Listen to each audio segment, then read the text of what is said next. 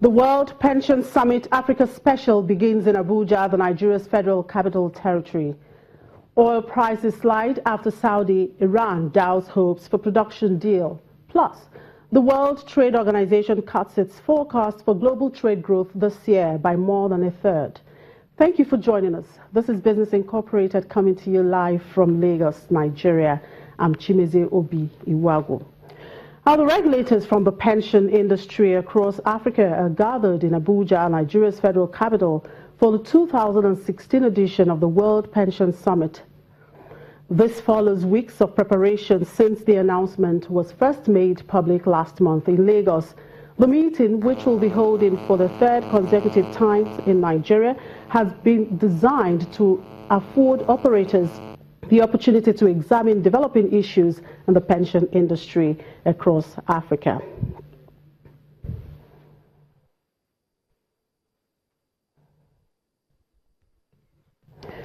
In the meantime, the president of the African Development Bank, Dr. Akinwumi Adesina, is asking the Nigerian government to put the right incentives in place to boost private investment and revive growth.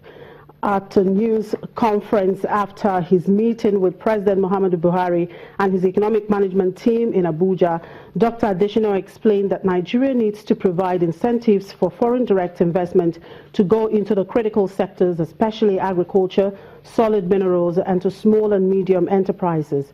He says this will help the country to reap what he calls the dividends of the Naira devaluation. Dr. Adesina also announced that the African Development Bank is looking to provide over $4 billion between 2016 and 2017 to develop the power and agriculture sectors in the country.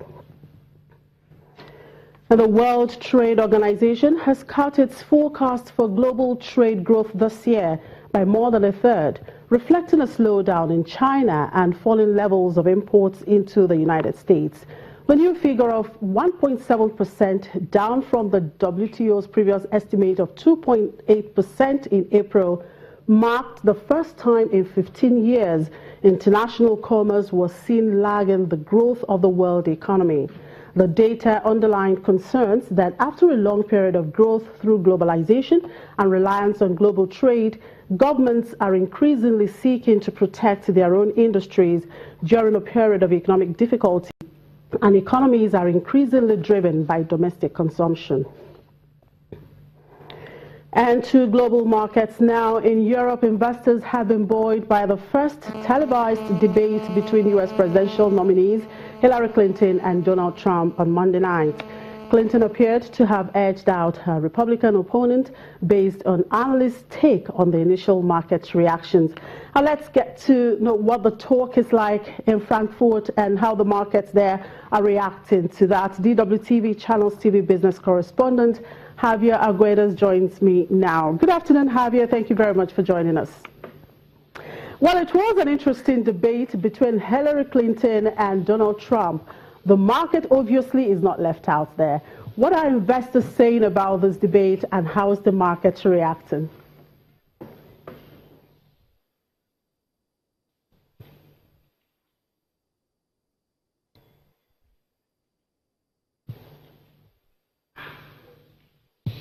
Well, it was very interesting, actually. Yesterday, when the DAX, the main German index, closed, it was in the red significantly. And this morning, when we woke up, the first trading hours showed green numbers. So there was a turnaround there that was very clear. And it was interesting because it was the first time that investors made it clear that they are not only following the debate in the United States and the election process as a whole, but that they are very concerned about who is actually going to be president of the United States. And it was also very clear that they prefer Hillary Clinton over Donald Trump. That's why we saw the green numbers. It was the only explanation for those green numbers that we saw at the beginning of the trading session. It is important to mention and to explain to our viewers that here in Germany particularly, there are two very important aspects to this. The first one is that Germany is an export-based economy. The country highly relies on its exports of different products, and the United States is, that's the second one, Germany's most important trading partner. It became the most important important one just this year in March, surpassing next-door neighbor France. So for Germany, it's crucial that trade agreements like the ones that Donald Trump opposes stay in place, and that's why investors are very clearly on the side of Hillary Clinton. Right, Javier. Well, looking behind you there, I could see the DAX tilting downwards. Perhaps it's not just the debate that the market is watching. We also have the Deutsche Bank crisis.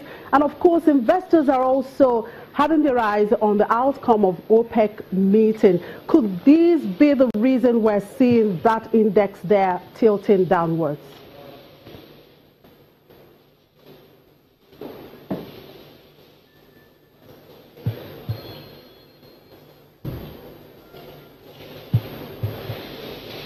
Yes, for sure. It's a combination of many different factors. While the OPEC meeting, investors have definitely perhaps not given up completely, but they are not that optimistic about the outcome of how the OPEC is going to handle this. Let's not forget that the only thing that would really comfort investors and the markets would be if the countries agreed to reduce production. As long as they keep the current production levels, even if they freeze them out, which would be the most desirable condition, well, then we would still see record high production, and that will continue to destabilize the markets as long as the demand for oil stays the same. So there is not that much of a good outlook there. Here in Germany, we have a lot of domestic problems right now. You already mentioned Deutsche Bank, but today the second largest bank in the country, called Commerzbank, announced a restructuring process that is going to cost the company more than 1 billion euros, and it's also going to cut about 9,000 jobs. So it definitely doesn't sound very good either. On top of that, they won't pay a dividend to shareholders. So all in all, the banking sector is under pressure. So the banking sectors are the ones suffering that now. Well, let's look at the agreement between China's central bank and the EU to extend currency swap deal. What is this implication? What is the implication of this for the market and, of course, the European economy?